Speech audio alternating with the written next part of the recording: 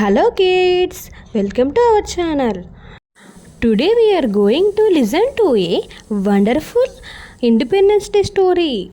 In a small village, there was a boy named Arav. He loved the Indian flag very much. On 15th August, Independence Day celebrations were held in his school.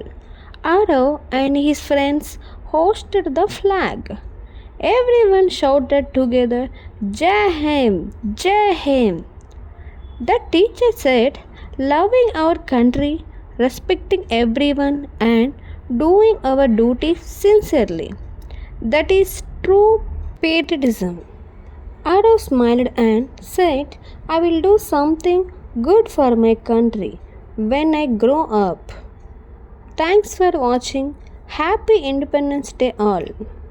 Please subscribe my channel for more videos. Happy Independence Day all.